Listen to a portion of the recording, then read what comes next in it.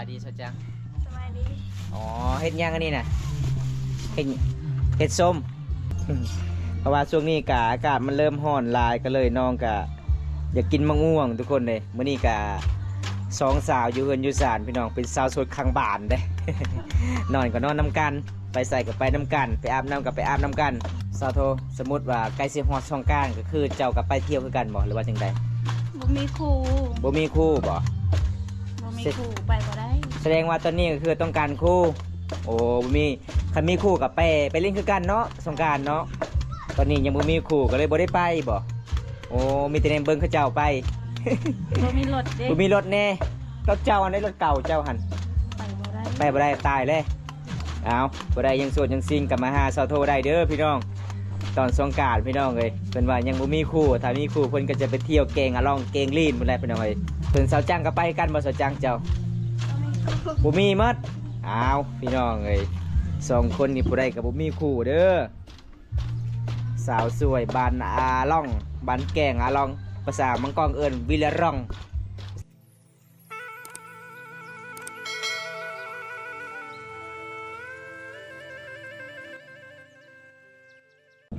เอามื้อนี้ก็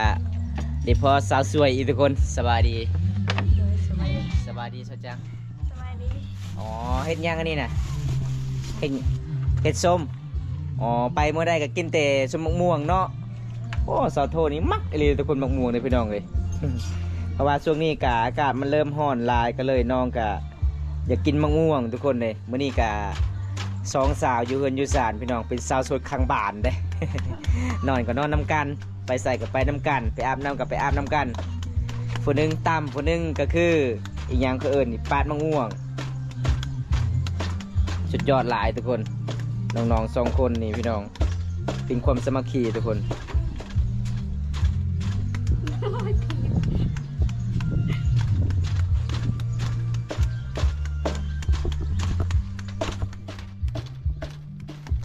สาวโทสมมุติว่าใกล้สิฮอดสงกรานต์ก็คือเจ้าก็ไปเที่ยวคือกันบ่หรือว่าจังใด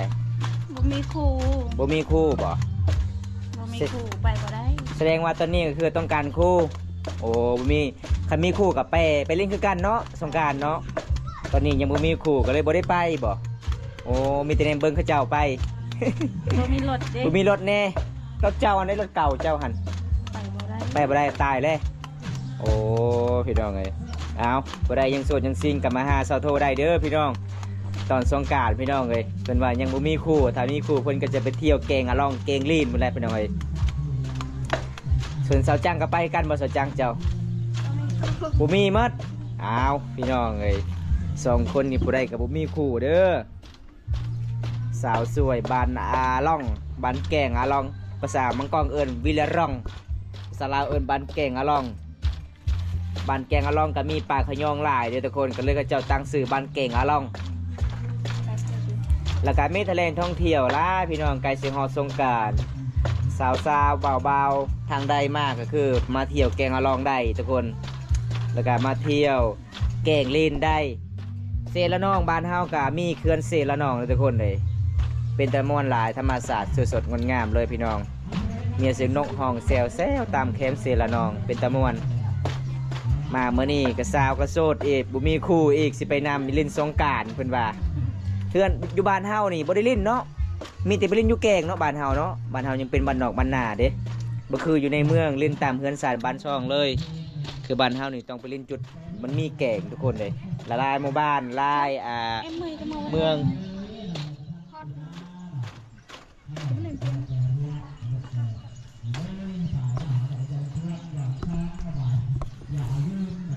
อ้าว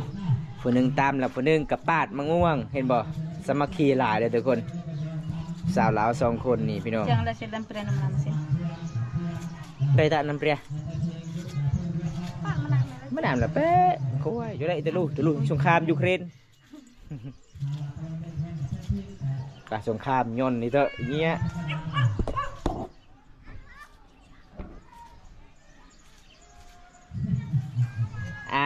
คนกิน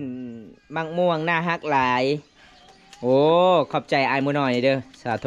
ขอบใจเด้อที่ยองนี่สบายดีบาบุญย่างสบายดีเด้อนี่คือสาวจังกับสาวโทเด้อ ผู้ใดยังโสดกับมาหาน้องใดน้องว่าต้องการครูอยากไปสงกรานต์ การ ไปเที่ยวแก่งลีน มีครูอายเขาเด้ นี่ถ้าไปผู้เดียวก็อายเนาะส่วนลายช่วงนี้เขาจะไปทางใดมีแต่ครูเบิด มี เออ ส่วนเฮาบ่มี บ่มีครูไปใส่บ่ได้อายหมู่เพิ่นว่าเด้อทุกคน ในหมู่บ้านของน้องมื้อนี้เขาเจ้าก็เฮ็ดงานดอกงานแต่งของสาวใหญ่ คนนั่นมักม่วงน่ากินแท้ ทางใดเนาะอายบ่น้อย ทางนี้บ่นี่ สาวอายุ15 ปีผู้สาวนอนน้ำกันได้2คนนี้นอนน้ำกันได้สอบสาวเสื้อแดงอ๋อผู้นี้บ่เสื้อแดงเอาผู้นี้สาวเสื้อแดง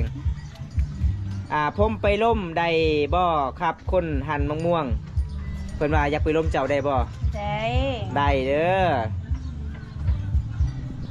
เพราะว่าเบ้าไซกับสีมา5เบ้าตายเดือนวันที่3เดือนเมษายนนี่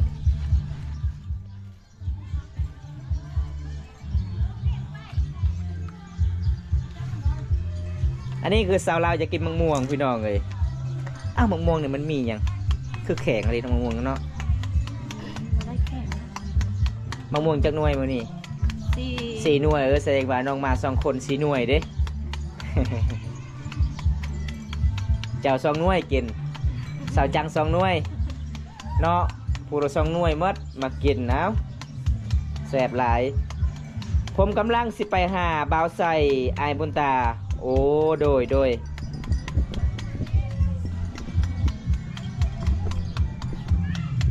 สัญญาณบ่ค่อยดีเลยบ้านแกงอล่องพี่น้องไอ้ข้อโทรข้อภัยพี่น้องไอ้ไลฟ์สดกับบ่ค่อยดีปานใดสัญญาณขาดๆเคินๆมื้อนี้มีงานดองเสียงตู่ดังเลยพี่น้องในหมู่บ้านแกงอล่องสบายดีครับพี่อายบุญตาโดยสบายดีโดนแล้วบ่บุญตากะบ่ได้ไลฟ์สดให้ FC ได้รับชมสาวลาวเขตชนบทหมู่บ้านนี้นี่ทุกคนคิดฮอดหลาย FC ทุกคนเลยเพราะว่าบ่บุญตาเดินทางกะหมู่บ้านที่บ่มีสัญญาณตลอดเลยสาวหันมะม่วงนี่ชื่อหยังเจ้าชื่อหยังหมู่น้อยถาม เสาโท สาวโทเด้อสาวโท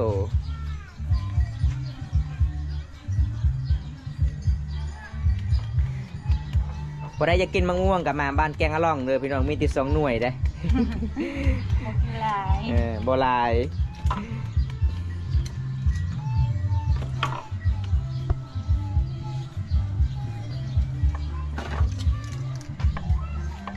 กินมัดบะสาวโทกับสาวจังอยู่กินมัดบะ2คนเจ้าเนี่ยวะ เบิด ป้าคนในเมืองกินคือเฮากินนี่เจ็บท้องแน่นอนเด้แต่บ้านเฮาบ่ยากเนาะเวลาเจ็บท้องเล่นเข้าปลาเลยเนาะอ๋อ ต้องเกียมเกือบคักๆเลยได้ถ้าเกือบขาดๆได้เล่นบ่ได้เด้เข้าป่าสาวโทย้ายมาอยู่ไทยได้บ่ครับสิไปหับเพิ่นว่าเราจะไปไทยได้บ่ บ่มีเงิน บ่มีเงินเด้อสบายดีเด้อกวางนักสู่ใจนักเลงสบายดีเด้อสบายดีบาบุญตา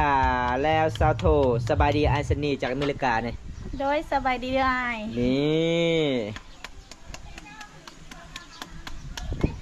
อากาศร้อนหลายเลยทั้งบ้านเฮาก็เลยน้องๆจะกินมะม่วงซื้อให้น้องกินถ้ากินมะม่วงแล้วน้องว่าสิลองแกงอะลองเลยสิลอยไปจับปลาขยอง บ่มีบ้าน พอมีเนาะโอ้ปลาขยองมันเป็นบางกลุ่มค่าพาสปอร์ตกี่พันครับบอมตาบ่เคยเฮ็ดขับพาสปอร์ตเลยอ้ายถ้ามีขับพาสปอร์ตบอมตาก็อยากไปเที่ยวไทยคือกันอยากไปเบิ่งตัวเมืองใหญ่ๆไม่เคยไปจักเทื่อเลย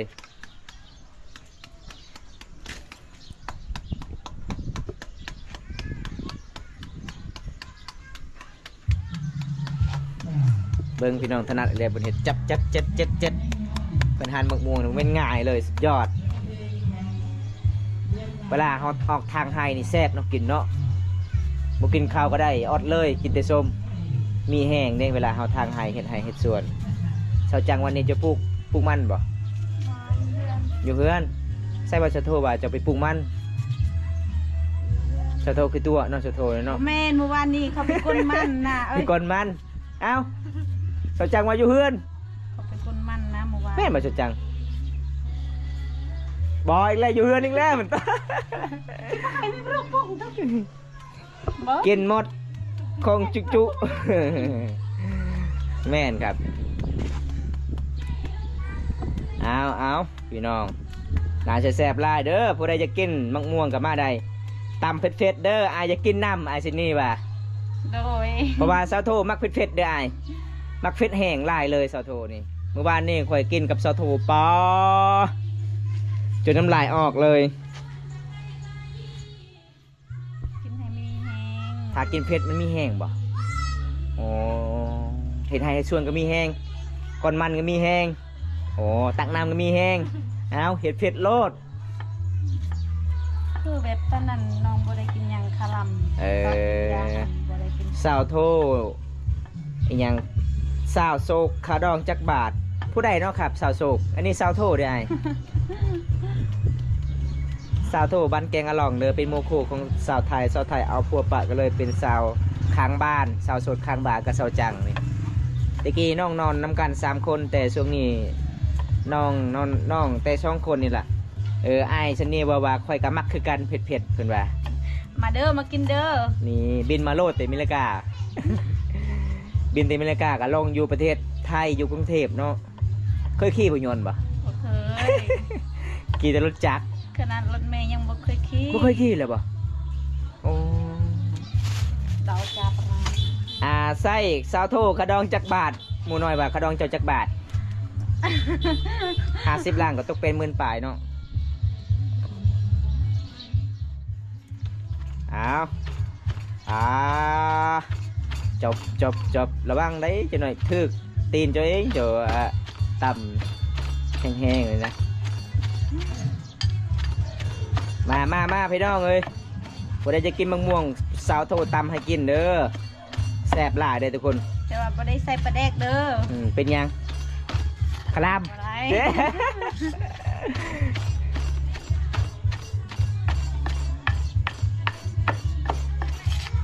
ปลาน่าสิแซ่บหลายเด้อทุกคนเลยเจ้าใส่ยังไงครีมบ่คิงภาษาบ้านเฮาเอิ้นคิงหรือว่าจังใด อาซาย อาซายอ๋อคันคนบอกเข้าใจว่าผู้ชายเนาะโมแมนผู้ชายทุกคนอาซายก็คือขิงเด้อสบายดีสาวม่อมบันละเตืองเมืองสิโปนคินหอดหลายเด้อโดนแล้วบ่ได้ไปเยี่ยมไปยามโอกาสมีโอกาสว่างๆกับไปเยี่ยมไปยามเด้อสาวม่อมมาว่าอยากกินน้ำเด้อสาวโทสาวจัง มาเด้อมากินเด้อ นี่เพิ่นว่าไป5แล้วจะให้อ้ายนอนใสอ้ายสนีว่าจะไป5ให้อ้ายสนีนอนอยู่ใส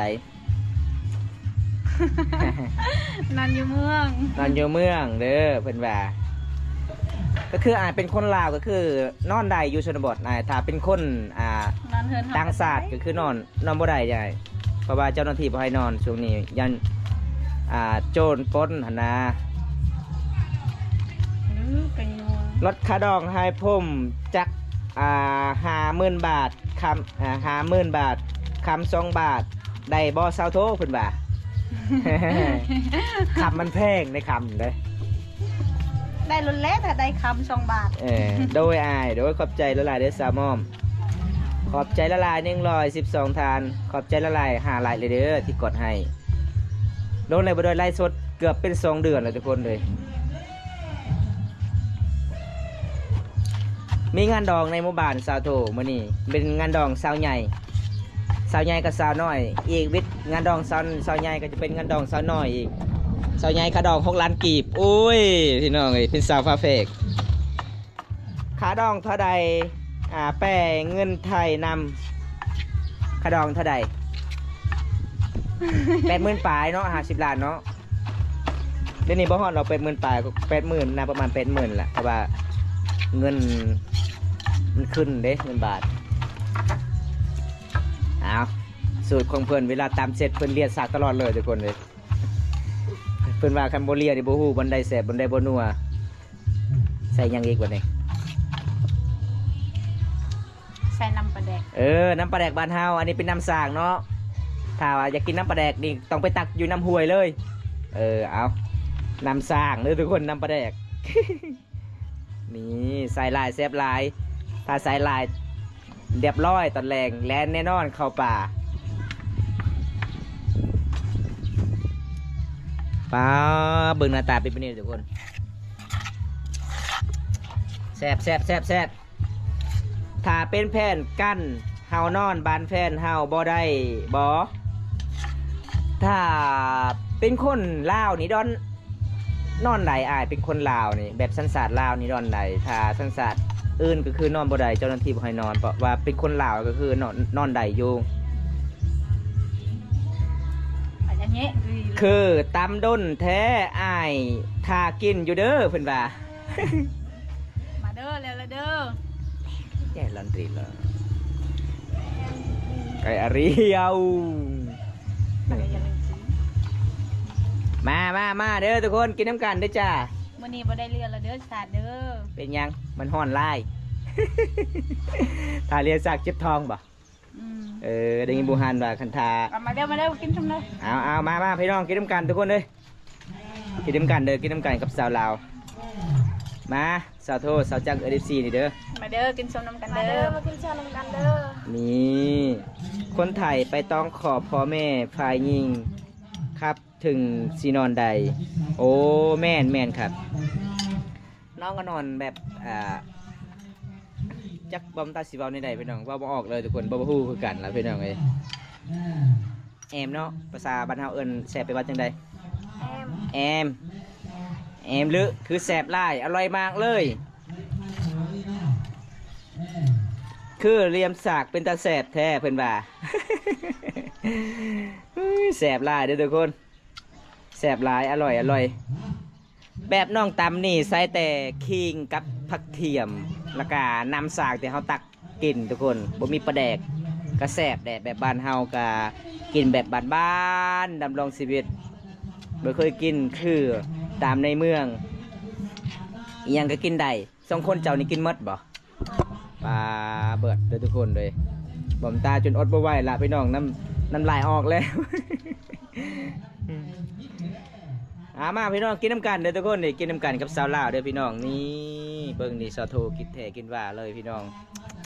โอ้ยแซ่บหลายเลยเด้อทุกคนตำกุ้งเจ้าเคยกินปะตำหมึกก็บ่เคยกินติดตำมะม่วงบ่มีเงินซื้อ บ่มีเงินซื้อเนาะบ้านเฮามันแพงเนาะคันตำกุ้งกับชุด1แสนกีบเด้มาเด้อทุกคนระวังแลนห้าห้องน้ำบ่ทันบ่มีห้องน้ำเด้อบ้านเฮาบ่มีเนาะมีแต่อยู่ป่าเด้ออ้ายเอ้ยถ้าอยากไปถ่ายต้องไปหาป่าโลดอากาศร้อนๆกินบักส้มระวังท้องเสียแม่นครับร้อนหลายอากาศร้อนหลายแต่น้องๆเคยกินมันก็สิบ่ปานใด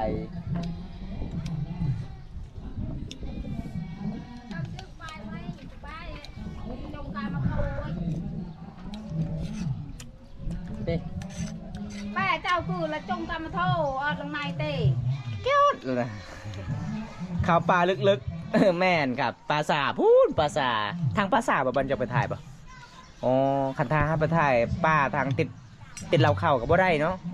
โอ้เฉพาะเขาเจ้าเฮ็ดเราเข้านอกจากหมู่บ้านเลยทุกคนเลยคันสั้นอยากไปกับบ่ได้และคันนอนบ้านแฟนบ่ได้เดี๋ยวเจ้าหน้าที่บ่ให้นอนถ้ามีเงินหลายก็นอนได้ยันเจ้าหน้าที่ก็สิปรับใหม่ได้ไปนอนชนบทอย่างใจ แบบมันผิดกฎระเบียบบ้านเฮาแอมเด้อเอาอาซินี่บอกว่าแอมเด้อ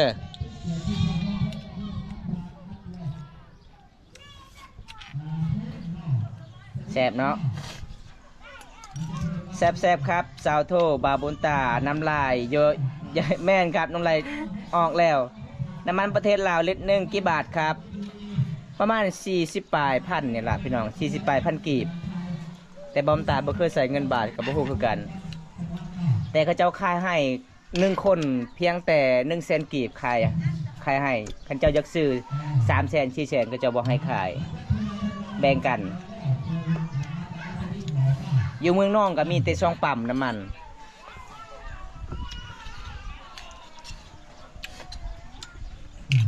เอาเบิ้งน้องๆว่ากินเบิร์ดฮะเผ็ดบ่เซบันนี้หรือเปล่าเซมื้อนี้คือกันเลยแ สบายดีครับโดยสบายดีเสือพรานแดนไต่จานเหาะมันโตเด้อในเด้อจานเหาะในยังไม่เลยเหาะในแอมดึกในครับเหาะในเหาะมะม่วงวิลเหดอกปลายมะม่วงนกหลอกจานเหาะมะม่วงแต่ไงในแอมทางเด้แอมทางไปว่าอร่อยมากเลยจานเหาะมะม่วงก็คือกินส้มมะม่วงกินเมี่ยงมะม่วงกินแทกินว่าเนาะเบิ้งทุกคนเลยบ่เรือยังเลยแสดงว่าโคกเจ้ามื้อนี้บ่ล่างก็ได้เด้อ สะอาดแล้วแซ่บพี่น้องเอ้ยชวนมดน้องๆกิน2คนนี่เก่งหลายเด้ตอนนี้ก็สิเริ่มแนมปลาละพี่น้องเอ้ยสิเข้าป่าแล้ว กินส้มแล้วกินน้ำกินส้มแล้วกินน้ำมันสิรอดอยู่บ่สาวโตกับสาวจักมื้อนี้สบายดีบาบนตาติดตามเด้อครับโดยขอบใจหลายๆเด้อขอบใจหลายที่กดติดตาม